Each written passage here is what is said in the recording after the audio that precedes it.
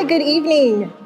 My name is Stacy Latoyson. I'm the founder and CEO of Dream Big Ventures, and I'm super excited that all of you are here tonight to join me with David Olivencia, and he is the CEO and co-founder of Angeles Investors. So let's give him a warm Houston welcome all the way from Chi-Town, from Chicago. Thank you. A warm, humid welcome, but I'm sure you prefer the heat over all the cold and the snow you've got going on over there. They say H-Town, I think it's Hot Town, because it is hot. It's hot here. It's hot. I'll tell you a little bit about myself. I worked for Chevron for 22 years, and I was the manager of innovation and strategy. And I attended a conference, and Serena Williams was the keynote speaker, and that's where I first learned that only 2% of venture capital funds go to women and diverse-led founders, or diverse founders. And so I knew at that moment that my mission, that it was time to make a pivot and start my own company and do something about it.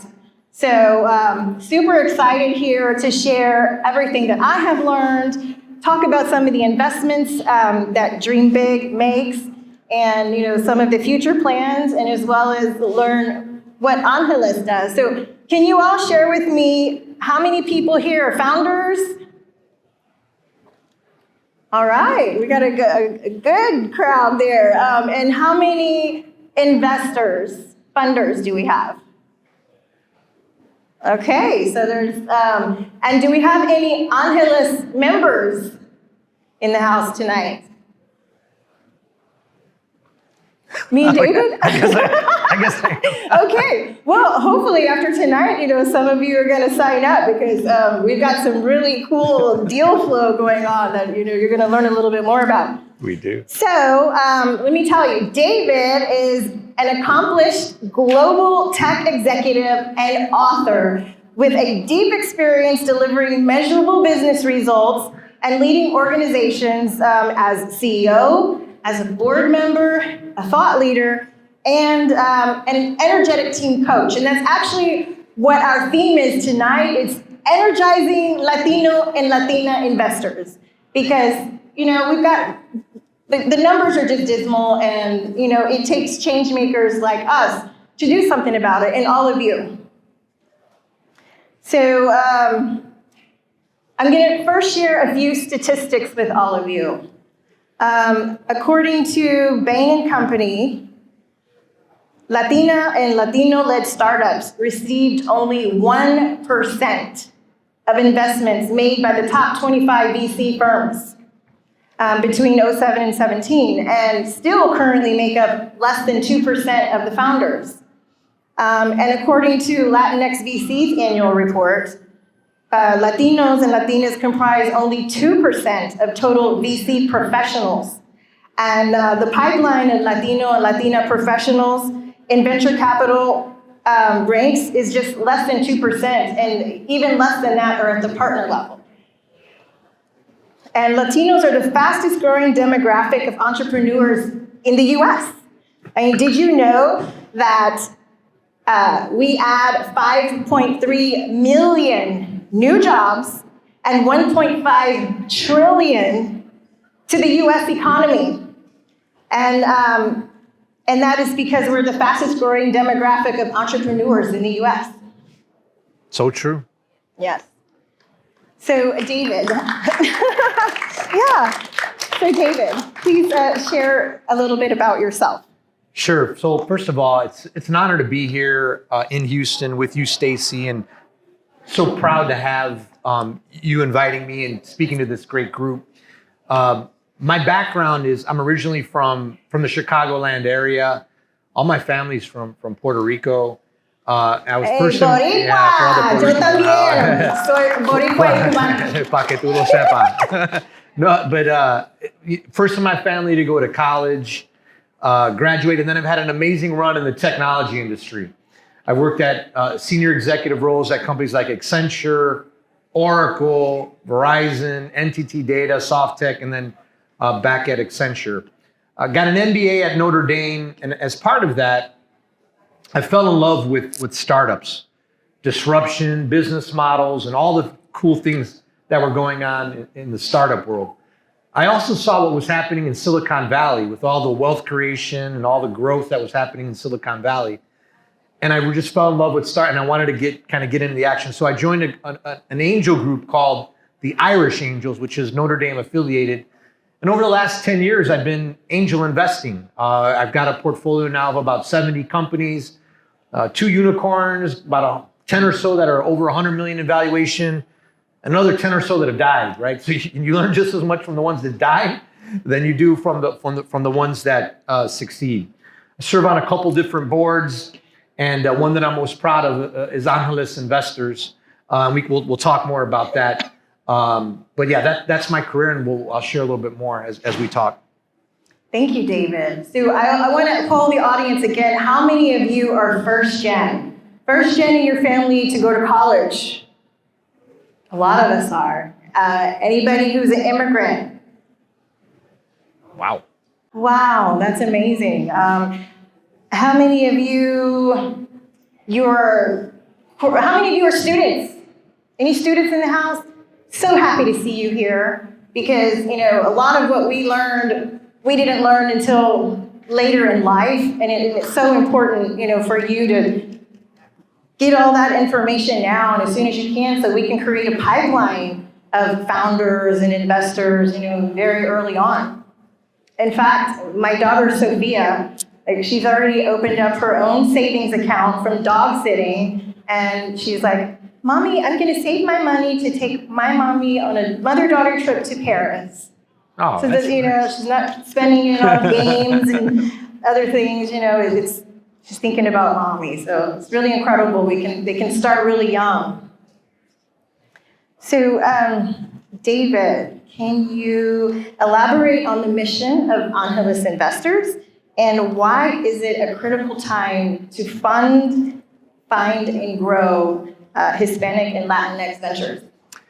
Yeah, great. So our mission is to find, fund, and grow the most promising Hispanic and Latinx startups in America. We've been at it 3 years. The first year we started, it was like 8 people we got. And as I was doing, all of my angel investing, I didn't see that many Hispanic-led startups. And I didn't see at least even investors alongside of me from our community. But I instinctively knew from just seeing all the data that there's a huge wave of Hispanic entrepreneurs that are coming, and a lot of Hispanic, and that there's a social aspect of, I think Stacy mentioned all the statistics, but there's also a huge entrepreneurial and ways to make money assets from an investor. So we started Angeles Investors 3 years ago. The first year we had 50 members. We invested in about eight companies. The second year we were about 90 members, invested in another 6, 7 companies. This past year we invested in about 5 or 6, and really the roughest investing economy over the last 15 years. So we have a portfolio of 20 companies. We have some rock stars in that portfolio. One of them is Canela Media. You can see them. They're doing some big things. I'm not going to share any things that I shouldn't, but they will likely, they'll be a big one. So keep an eye on Canela Media. And we've had just a lot of different successes. Our average check size is $200,000. Our largest check size is 1.6 million. And we are in just 3 years, we're one of the top 10% largest angel groups in America and one of the fastest growing in America. So that's Angeles Investors. Although we've done a lot, we have so much more to do, so much opportunity. And for those who are interested, we'd love to have you with us on this journey. Yes, thank you. Isn't that great? So I also just recently joined Angeles Investors and was excited to invest in something called Mural. Has anyone heard or used Mural before? Yeah, so when I was the manager of innovation and strategy at Chevron, we used to facilitate design thinking workshops using Mural. And it was really incredible what you can do here. So and they're pre-Series A? No, they're Series C. Series C. Series C. And you want to tell a little bit more about Yeah, so I mean, so in America, I mean, so a unicorn is any company that reaches $1 billion or more in valuation. There's, I want to say, in the world, a couple thousand. In the U.S., maybe 1,000. So it's not that easy to get there, but they're out there. So Mural is one of the few Latino-led startups that have become a unicorn. And they, because of our reputation and the way we're able to help companies grow, they gave us an allocation in this last round that they raised. And we'll see, we'll likely invest somewhere about $200,000 in this round for them. So that's Mural. They're doing great stuff. And it's because they're kind of in this space. They're competing with Microsoft and Apple and this kind of whole digital stickies and collaboration. So, but we're banking on using our network and resources to help them grow and scale. Yes, and we're also excited that we can introduce a lot of the founders that are here to you and our other Angelus members and myself during the reception. So make sure that you do get a chance to go get David to sign his book for you and to learn a little bit more, because maybe you could pitch your company at one of the quarterly pitch sessions. So can you tell us during the selection process, what are the types of things that Angelus is looking for, and how do they decide, like, what criteria is it for them to make it to one of the pitch sessions and get invested in? Sure. So we, through our website, through the relationships that we have, through our members, through co-investing partners, we get about anywhere from 100 to 200 deals a quarter that we look at. And we have various committees that begin to filter them down, such that every quarter we present the top 3 to 5 companies to our 150 members to invest in. And they make their own decision if they want to invest. Minimum check size is $5,000. We've seen checks as large as $100,000. So what do we? So for the startups that are out there, what are the things that we look for? I'll try to keep. I did a 10-minute, but I'm gonna presentation on this, but I'm gonna try to make it very, very short. I have an acronym called TIME that I look for in startups. It's around: do you have the traction? Do you have the right team? Are you attacking the right TAM, which is total addressable market, and the term? So those are all the T parts in TIME. The I part is investors. What other investors are in it? I mean, I'm pretty smart, but I'd like to see that there's other smart people that are investing along with me. So the I is who else is investing in this deal.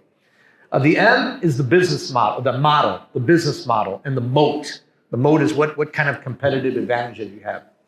The E is the energy and excitement, and then the exit. So how's this thing going to exit? Because as an investor, that's when I get my money back. So I care about kind of what the path is to exit. And then time has a couple meanings. Time is how fast is my money working for me while I invest in your company? And the second thing for all you startups out there is how you spend your time. So before I invest in you as a startup, I want to see what you're doing on social media. I want to see, and let me tell you something. If I see that 50% of their posts and what they're doing on social media has nothing to do with their business, that's a non-starter for me. Yeah. The best companies in my portfolio, the CEOs, like 90% of what they're putting, it's always about their business, always very focused, laser focused on their business. So those are things I look for. Yes, are you all taking notes? Because that's the truth right here. Yes. Anything else, Tara? No, I mean, that's, and that, you look, like I said, you sharpen that, all those things I look at when you have the failures. When you invest and you invest an amount of money and you lose it and it goes away, you really you sharpen up what you're looking for in companies. Yes, and I also will add, being a member of Angelus, the network that you gain is just invaluable. I mean, the access to deals, the people who are part. So can you tell us a little bit about some of the members and how that experience has been? Yeah, we have world-class members, board members at Fortune 500 companies, senior executives across different industries, and that's one of the things that I enjoy. I mean, I've grown up in the tech industry, but we've got lawyers, bankers, real estate leaders, just different industries. but people who are on Fortune 500 boards, board members of AT&T, Electronic Arts, Northern Trust, and going on, in different parts of the country. So it's also one of the cool things about it is just the network. It's the network for relationships, but it's the network that can be brought upon startups to help them grow and help them scale. Yes. So we have a few students in the house. How do we educate our youth on the opportunities to not only build businesses, but to invest and to build equity? Yeah, that's a great question. I grew up. There was no, we didn't have much, conversations about wealth and building equity and investing, those weren't happening around the kitchen table. Maybe dominoes were happening and a couple other things, but not. Well, we were having pastelitos and plátanos and all that and stuff, negros. all that. I mean, and then the South Side of Chicago got great Mexican food, so I think as Angeles members, right? I think we want to be role models and inspiration, and really share our journeys. And all of our members have phenomenal journeys, and a lot of them very humble beginnings. So if we can be an inspiration, one. The second thing is enable and put out all the learnings that can be, whether it's the books. I've read hundreds of books on everything from business building to wealth creation, all kinds of stuff. So encourage you to read a lot of the books out there. We have on Angeles, you can look at our YouTube channel. We have lots of videos of our leaders sharing perspectives. So those are just a couple ways, Stacey. Yeah, and when you're talking about our origins, and earlier today when I polled the audience of how many of us are first gen and how many are immigrants, and I can remember Abuela. She came to America from Puerto Rico when she was 19 years old, all by herself, and she used to have to wash her clothes in the river there in Puerto Rico. But she came to this country and she was cleaning homes. She eventually saved enough money to send back to bring my great-grandmother over and all of her siblings. And so, I know that she's proud every day. And my father has always said, keep climbing the ladder and bring us up with you. And yeah. Yes. And many of us have that similar story. You said you can share your story as well of, hey, we don't come from a background of a lot of wealth, but we do have a lot of purchasing power in this country. So, we have a lot to do to make sure that, we have a seat at the table, that we provide opportunities for our brilliant next future leaders that are coming up the pipeline. Yeah, no, it's, one of the things too, we, as in a conversation in our board, and we have one of our board members here, Rafael Diaz Granados. Rafael, please raise your hand. We talk about executive members. So Rafael was a senior executive at GE, global role, CEO in other companies in global roles, and then now is another CEO and lives in Nashville and actually flew in for this event from Houston. Let's give Rafael a round of applause. Thank you, Rafael, for your leadership and being here. But another example of just world-class members that we have. But and Rafael's on our membership committee, and kind of to your earlier point about how do we open up and grow and more opportunities. So we just created this associate member class. So we had investing members, which are accredited investors. And for those who don't understand what accredited investors, it's like you got to make $200,000 a year or more, or $300,000 combined, or have $1 million in assets. That's not everybody. So our board said, hey, how do we open it up and create a class where we can begin to pull the next generation and help educate it. Mm-hmm. So we have this fast-growing associate member class that we're very proud about, and that's helping also fulfill that. You're going to see a lot of great things there. Let's talk a little bit about your book, Networking Excellence. Can you share a little bit about what compelled you to write it? Yeah, so a couple reasons why I wrote it. The first one is I wanted to share, right? I was able to climb senior executive roles at the Fortune 500s that I talk about. I've invested in some great startups that I help with networking, and I've co-founded some leading national organizations, and the underpinning of that has been networking. So I wanted to share that. So that's the first reason why I wrote it. The second reason is like to fulfill demand. And it's funny because if you ask people, like, what's the top skill to accelerate your career and promotional velocity? Or if you ask people, what's the number one skill to find a new role or find a new job? Or to more rapidly accomplish your goals? Like the number one and number two answers, oh, networking. You got to network. Oh, networking. You're like, oh, okay, well. And we the way we learn it is we come to events, we kind of stumble and all that kind of stuff. But for that number one need, I wanted to fulfill demand. That's the second reason I wrote the book. And the third reason, which is really the principle of networking, is to give back, right? So I wanted to give back my approach and my experience to networking. I've read hundreds of books around the topic. I pack it into the book. And I interview about 30 leaders on networking. And several of them Angeles members, by the way. So I mean, there's some great stories there. But so I wanted to give back. So that's the third reason. Those are the three reasons why I wrote the book, Stacy. An interesting tie back to networking and Angeles investors. And it's a kind of a story that kind of brings it together. So I co-founded this organization called HITECH. It's the Hispanic IT Executive Council. And there was an African-American organization focused on IT executives called ITSMF. And there was another co-founder there. Her name is Sheila Talton. And these are two networks, right? So very important. So Sheila Talton was a co-founder there. Sheila Talton, she's now on the board of John Deere. She's on the board of Cisco Foods and I think OGE Energy. So very accomplished. So I have a great relationship with her. When I was in New Jersey at Verizon, I reached out to her and I said, Sheila, I want to get back to Chicago. How do I get connected and back into Chicago? She said, David, you have to meet Adela Cepeda.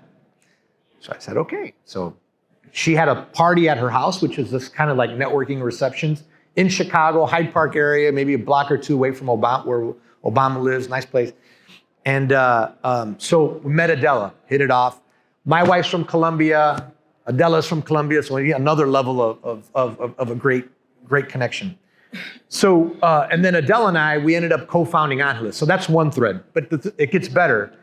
So on the other side of the thread, this is maybe 6-7 years ago. I love hearing that though. I didn't realize that it was a Latina that co-founded Angeles with you.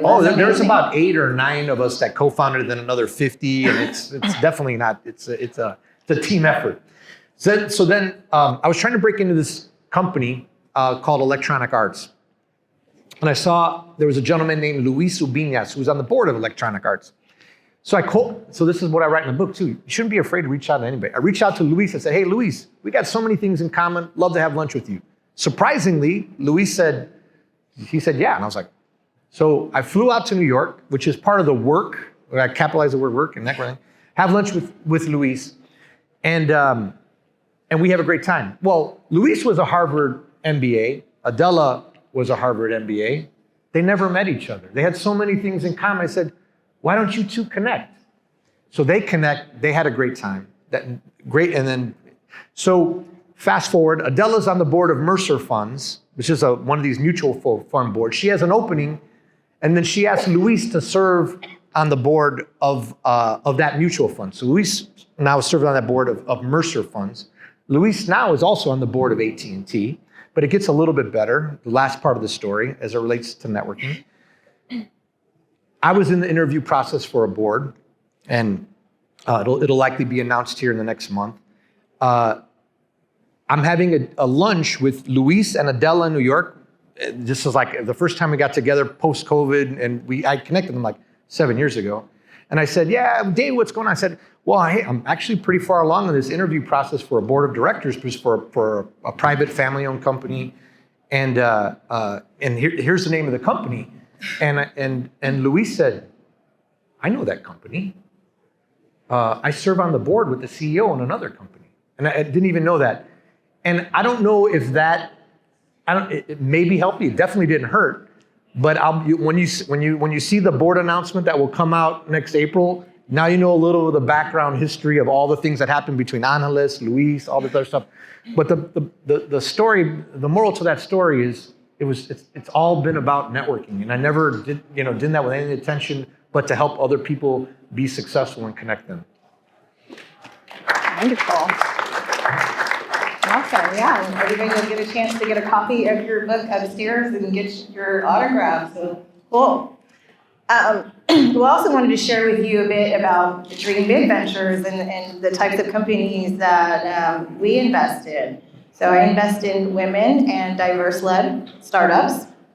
And I'm an LP, a limited partner in Mendoza Ventures in their inclusion fund, and excited to announce that they're going to be here for the second series on April the 19th. They're coming all the way from Boston. Are you familiar with Adrian and Senator? Oh, yeah. Yes. So they raised a $100 million fund, and their thesis is fintech, AI, and cybersecurity. So that's one fund. Also, some of you are familiar with Urban Capital Network. I'm also an LP in their fund, or Dream Big is an LP in their fund, as well as Portfolia, which is all women investors investing in women-led startups. I'm real proud of that one as well.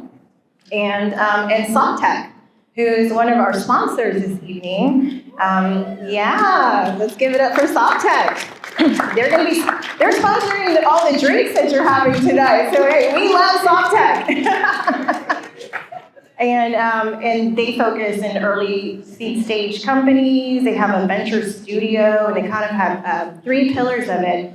They have a software company that de-risks all of the technology, and then they have the venture studio, and then they have a fund. So I'm one of the LPs in the fund, and just recently joined their advisory board as well. So I'm very proud of that. Softtech is familia. They had a really great chili cook-off this past Saturday. That was family friendly and dog friendly, and they know how to get things done, and they've got some pretty cool companies in their cohort. So this is where the collaboration. When we have things like this, we can introduce some of those founders from Softtech's cohort to Angeles investors, and vice versa. We'll have to work together and share deal flow. And there's a lot of great talent to tap into here in Houston. Love Houston. I mean, this is just a tremendous market for us. I think Houston now has surpassed Chicago. I think it's like the third biggest city in the world. Yeah, H-Town, baby. Hot and growing. But but we in the summer we welcome you all to Chicago to come visit us too. Okay, well, I think we can go ahead and have our Q&A, give people some time to answer some questions now. Awesome. So the way Q&A will work, if you have a question, raise your hand. There's one of me, so give me a second to get to you. And I'll give you the mic, say your name so we can all introduce and kind of get to know each other, and then ask a question. So if there's any questions, be happy to take them. And I know we all want to get to networking too, so we'll keep this moving and fluid and fun and lots of high energy. So question one from the audience. Okay, awesome. Remember, say your name. My name is Ryan Hidalgo, and I'm here to ask both the presenters a question of what is one specific trait or quality that you look for in a potential investment candidate that really stands out the most to you, or maybe the most important, or the one that's that you would highlight if you're going to make an investment in a specific group? Yeah, I'll take that one first. Experience is a big one. What is their expertise? What does the management team look like? As far as their experience, have they hired the right people? Often ask, who's your next hire? How are you planning to use the funds? So you're raising for this next round. What is your strategy? What are your next milestones? Who's your next hire? And what impact are you making? What is the issue that you're solving? Is it something that is disruptive and new? And also, We have to be very intentional about investing in women and Latinos so that we can do something about this abysmal number, Otherwise, it's always going to be the same, of the same people getting access and getting the capital. So I'm also very intentional about that. Yeah, I would say, so I talked about that TIME acronym, all this stuff, but if I were to pick one, I would call it's the traction. And it's really more specifically revenue traction. And even more specific than that, I'd love to see 10% or greater month over month growth. So if you're a founder, figure out, that's what if I was one thing that I'm looking for, that's it. Thank you.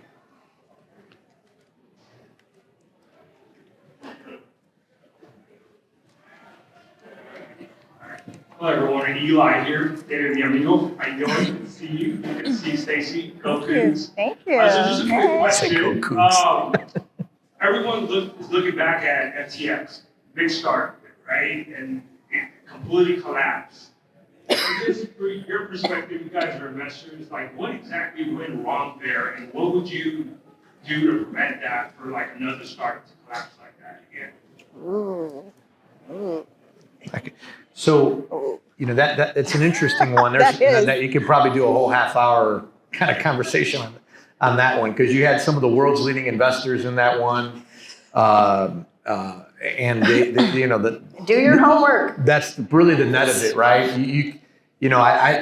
So like the other thing is I've invested in deals with famous athletes and rock stars, and none of that stuff, It doesn't and they matter. died, by the way. So I'm not like enthralled by that, but I think there was I think a lot of people trusted everybody else, and they kind of said, oh, Yeah. XYZ is investing in this, so they must have done their diligence. And they said, and then I think XYZ said, well, ABC is investing in this, so it must, and nobody really did the diligence. So I think that's probably the big moral of that one from my perspective. Yeah, great question. Good afternoon. My name is Armando Rodriguez, and I'm not ready to pitch to you right now, but I want to know how do I stay in the loop so I can contact you when I'm ready. It's all about showing up.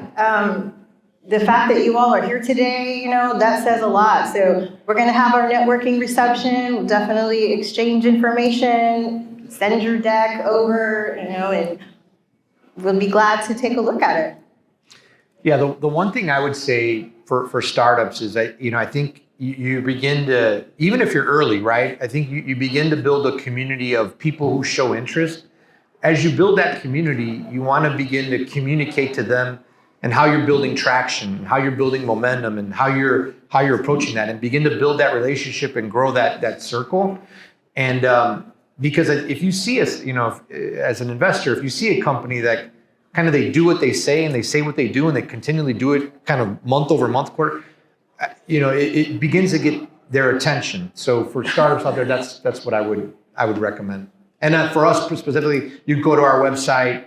I'm on LinkedIn. There's different ways you can kind of send us your information.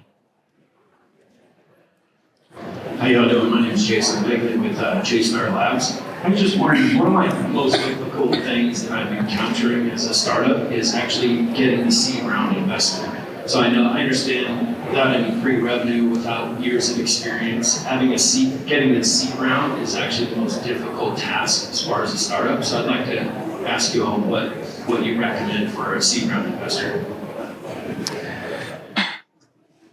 Yeah, I was going to say, there's so many accelerators and venture studios. I mean, you could apply for Softtech's next cohort. You could apply to Angeles cohort. You could, I think there's going to be an announcement of another huge one here soon. So, I mean, there's a lot of resources. There's some grants and sometimes it's family and friends or bootstrapping, but there's a lot of different resources out there that you can use until you do start getting that traction. Yeah, I would just add, I mean, it's got the focus on customers, revenue, proving out that unit economics. And it's very competitive. Like I said, we're looking at just Angeles and our criteria. Like we're looking at roughly almost 200 startups, a quarter, and so there's a lot of startups out there. So that's how you're going to break through and differentiate yourself in that seed space. I think there was a question there. Thank you for having us. My name is Elias, and my question is very simple. I know you focus primarily on startups. I'd like to know if you guys ever consider building on existing companies that are already been in existence and want to take the next step or take it actually to a much higher level than it is now. So our criteria is just really that our sweet spot is a seed investment. We've done some Series A follow-ons, but that's not at least in the short. We're 3 years old too, right? So, but in the short term, that's not. We want to get really good in that space, and we've done. I think Mural is Series C, right? So a little bit, but for the most part, if you look at a bell-shaped curve, we're in that seed Series A. And we connect other folks to banks and other resources for more mature companies, but that's not our focus right now. Yeah, same. Hi, I'm Raquel Bajorn with DGR Commerce Solutions. I have a question about back to the lead investor. So we also are a startup that's less than 2 years old, but we have revenue and are profitable. But I know that there's a lot of capital venture companies that won't look at you for investment until you have something called a lead investor. So what range, because we bootstrapped it and we have money, so it's not necessarily about needing more money, but what would you consider for us to get to that $1 billion valuation? What would you consider as a criteria as a lead investor? Like, is there a range? Because I know you spoke on grants, but there can be grants that are like $100,000 for 6% equity, and that doesn't really match our valuation. So like, what would you consider as a lead investor before someone like Angelus Investors would invest? So we don't lead, and and in my experience, when I've invested in startups that did not have a lead investor, it's a higher probability of failure. So as an investor, that lead for us minimizes the risk. They have formal processes for due diligence and all that stuff that our investors leverage and utilize because we don't have a team of 50 people that are doing diligence, and they do. So lead investors are important in that aspect, and then they also take a lead and responsibility to shepherd that startup all the way through. As we've sharpened and we've seen how our deals have performed, the ones that have performed the best have had lead investors. And what we've done is we've also helped connect startups with lead investors as well. So those are at least the thoughts on lead investing and what we're going to do. And so hopefully that answers your question, Raquel. Good to see you. My name is Neil Massa, also with DGR Commerce. This is kind of just a follow-up question, but Sequoia Capital has a 5.5% hit rate on getting to unicorn status for the startups that they invest in. What are you guys doing to try to match that or even beat that, especially considering that you're investing heavily in the minority community? It's a great question. Time will tell, but I think we'll be pretty close. We've got a couple that are doing really well, and what we're doing is we're doing kind of exactly what I laid out. Like, I don't think I think it's a hidden secret. Like, we don't sacrifice quality by investing in Latino and Hispanic startups. I think quite the opposite, not at all. by the way. I think we've got more grit, we're innovative, we're resourceful, we believe in family, and all the traits that we have as Latinos, I think puts us in a position that I don't think other people see. Other, the Sequoias of the world, I don't think they get it as much. So I think we're at a different advantage. And we're at an advantage because we have leaders like Hans Roth, who's here and who's co-hosting today, Raphael, myself, others that I've mentioned, Stacy, that when we do invest, we bring a ton of muscle, a ton of resources, that give us an unfair advantage. So when I come back here next year, hopefully maybe next year, definitely in 2 years, hopefully we'll answer that question. We'll have a big party and celebrate because I think we'll be better. Thank you. Love that answer. Oh. Eric Ibarra, CEO of Orders, bootstrap health tech company here in Houston.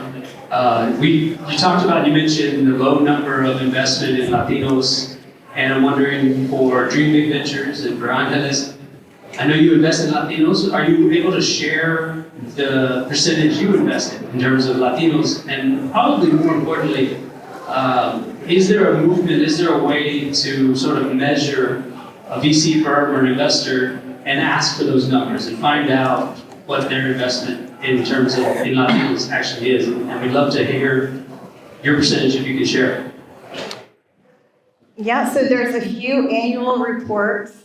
I know Latinx VC shared an annual report on what the numbers are. So it is being tracked.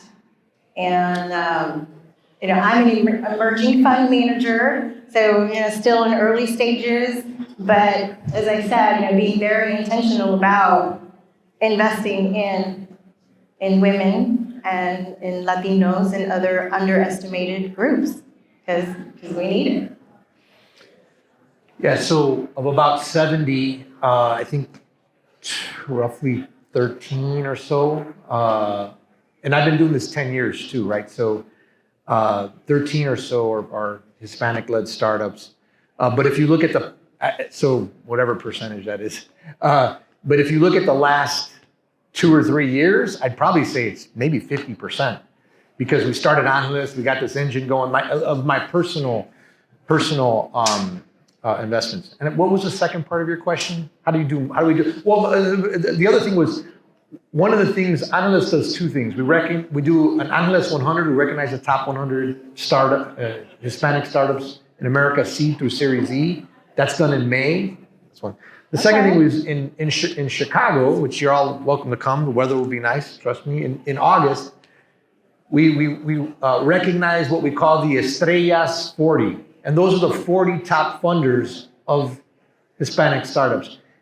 And that data is available on PitchBook and Crunchbase. You got to kind of work through it. You can see, you got to kind of do a little bit of work and match it up, but it's out there. You can view that. I got one more question. Okay. And this is the last and final question? Or are we good? Yeah, one more?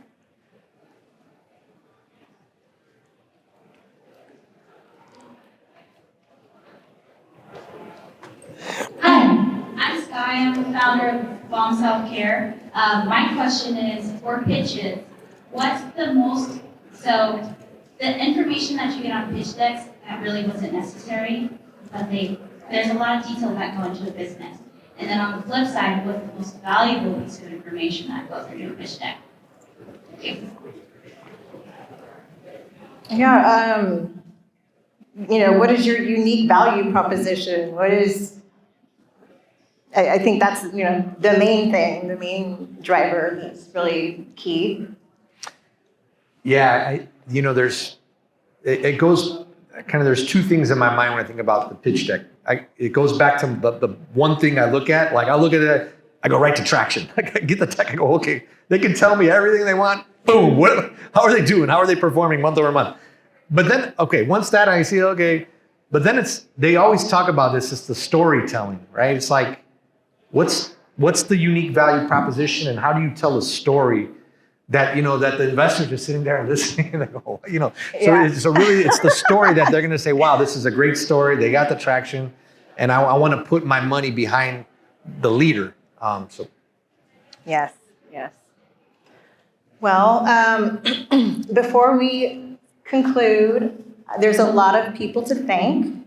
So first of all, David, this was extremely informative and really amazing to have, your experience and caliber level here sharing with us here in Houston. So excited that you're here. Have to thank Hans Ra. Can you stand for a moment? He's the other co-host Angeles member here in Houston. I also have to thank our sponsors, so Softtech. Give them a round of hands for sponsoring the drinks. And I want to thank Eli from Crunchies for providing the tacos, so looking forward to that. And then Dream Big Ventures sponsored the appetizers from Limbar. And I also have to thank the team, because I couldn't have pulled this off without, first of all, the ION. Thank you for the opportunity to hold this really important and critical investor series here, and all of your help with everything. I want to thank Good Sparrow, their Latino media team, Nelson and Jessica.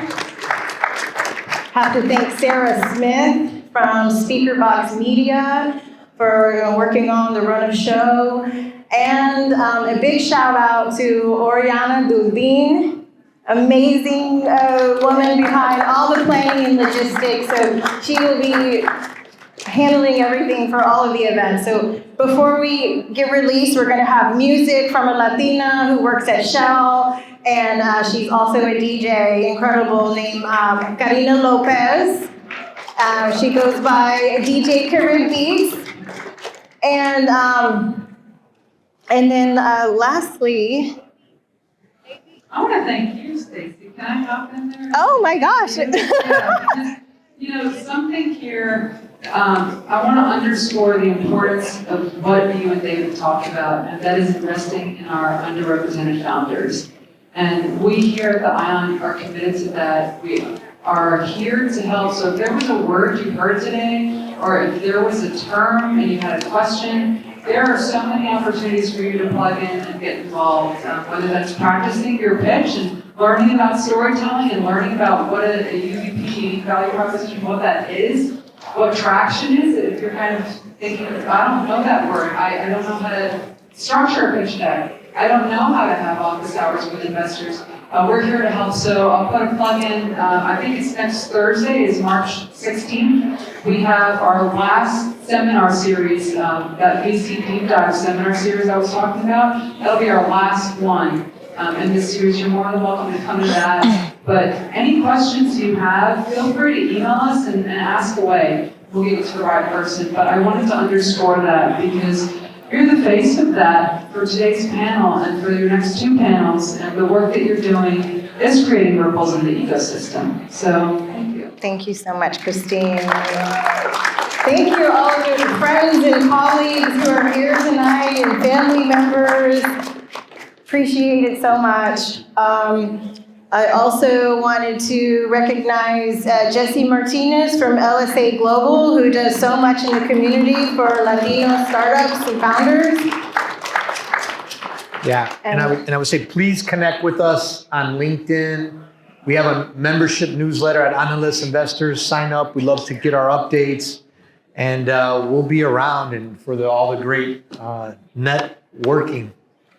Okay, and so David, we have our Southern hospitality here in Houston, so we couldn't have an event without presenting you with a gift. So we got an HTX hat. There you go.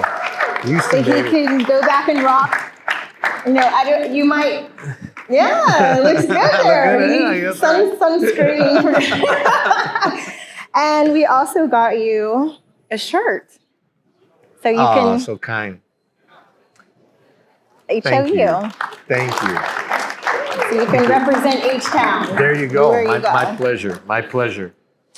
All right, everyone. Well, thank you, Sophia. I love you. So happy you're here today. That's our future right there. And all of you students, please come out to all these free events. We want you to fill the crowd. Share with your fellow classmates all the programming that's here that's free. And again, thank you, everyone. Let's go have a good time and see you up there with a drink.